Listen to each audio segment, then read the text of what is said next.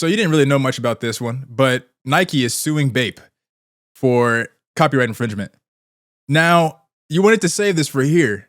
Yeah. Are you familiar with the Bapestas? I am not at all. I've seen now Bape. Look up a pair. Shit look like overpriced junk to me, but you know. Look up a pair of Bapestas and tell me what your very first thought is. Not whether or not it's like a fire ass sneaker or whatever.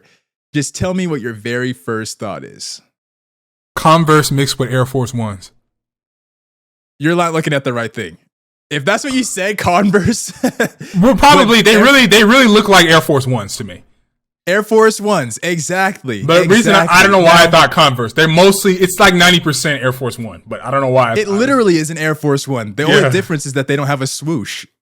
That's the only difference. It has they need to get sued. They need to get sued for this. I agree 100%. Now, I think what is so fucking funny about this is that Bape, and you can fact check me on this, but I'm pretty sure Bape has been around literally since the early 2000s.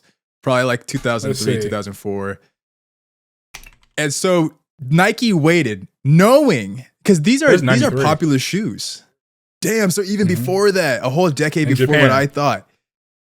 Yeah, and so Nike knew that they were doing this. Coming up off of this, Bape is a huge fucking deal. And they waited almost deliberately for this moment to take them down, because now they've been doing this shit for so long. They have inventory full. They have other designs and things like that. I wonder why they waited for so long. What do you think? I don't know, man. This is robbery, though. That's robbery. I'm not. That's robbery. Come on, that's robbery. Oh, let's not sit here at its finest. Because I'll usually give you the benefit of the doubt. This is straight up robbery. Straight up robbery. Yeah. I don't know, man. I don't know what took them. How long have they been making Bapestas? I guess that's the real question. I'm gonna guess around the same exact time as the founding of it. Yeah, dude. They might have just wanted to wait, and they wanted them to get bigger and bigger so they can chop those nuts off and really take them out. Some more payout. They probably already knew from the get-go that they were going to be able to get some cash off of this. I don't know if they're foreseeing it. That this is civility. This is some Game of Thrones level. I think business is the real life Game of Thrones. I really believe that. Like big corporations are probably like the families in Game of Thrones, and they just are like the little kingdoms in Game of Thrones, and they just, because business is war. Business legitimately is war. You're trying to obliterate your opponent. You have competitors. You want to put them away. You want to retire them. That's the entire point. They don't play with each other. If you're not, if you don't catch up to your competition, you lose. They're just gonna bankrupt Bape. Hey, we'll buy you guys. Depends on how much they're gonna lose this, because this is like ridiculous. Oh, by far, just look at the bottom. Look at this stitch. Look at that little stitch. You know that they have like that single stitch line with the sole on the bottom. It is literally a pure ripoff. It's the same when I thing. first came across these shoes, I was like, "Wait, these are Air Force Ones." No, they're not. They're Bapestas. I was like, "Bro," and they're expensive too. They're more expensive than a lot of Nikes, man. But I'd rather just get some Air Force Ones. Like, what the fuck? Like, I'm sorry. I'd rather just get some Air Force Ones. No, because they might actually go up in value if they hold on to them. Yeah, scarcity. So now people still want Bapestas, but they can't sell them anymore. So the ones who still have the fresh ones. Remember when Lil Nas X came out with those fake Nikes? He had to remove all of that inventory. Those aren't worth anything, are they? You talking about the ones where he put a drop of blood in them? Yeah. Ew. I just got to give me cringe thinking about it. Lil Nas X. I'm pretty sure he had to remove all of that inventory.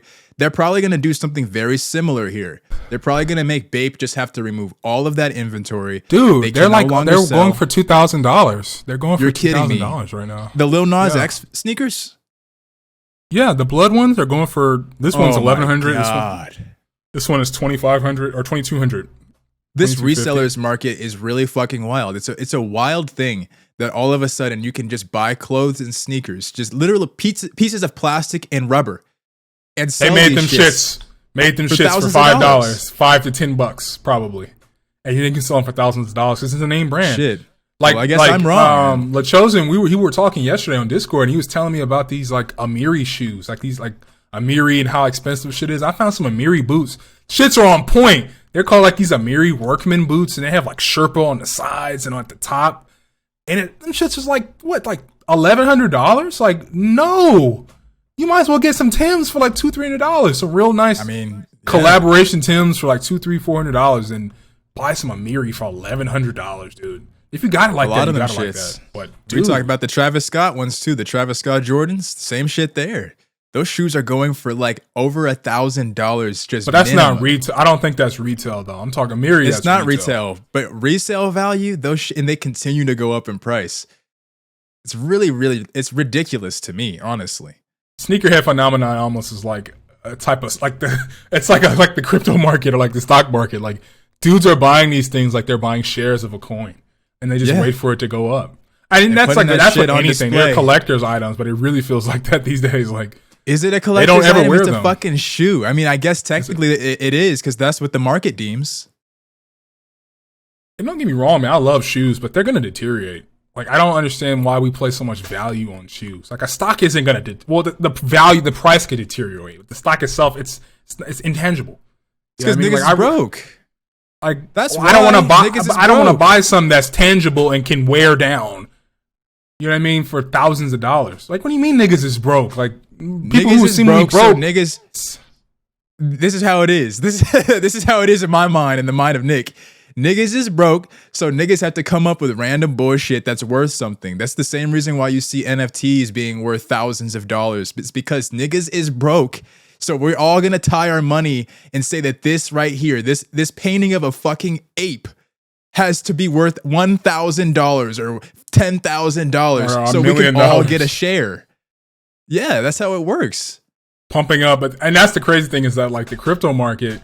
And I'm a big dude in crypto, but I understand that's what it is. It's the same thing Nick was talking about, but I just think it's different because it's not like my shares are just sitting on my desk like yellowing and deteriorating. You know what I mean? Like I don't see it like that, but I'm like, if people think it's worth value and there's scarcity, it's gonna go up. You have to go with it. That's it. Go with the flow. And there's demand. Your money. Now I'm supply. It's just gonna go up. So exactly. That's why crypto is so successful because I feel like it just like tokenized the sneakerhead game. And just made it crazier. It just took the sneakerhead game and tokenized it and just made it just took it on steroids. And NFTs went a step further than just the crypto coins.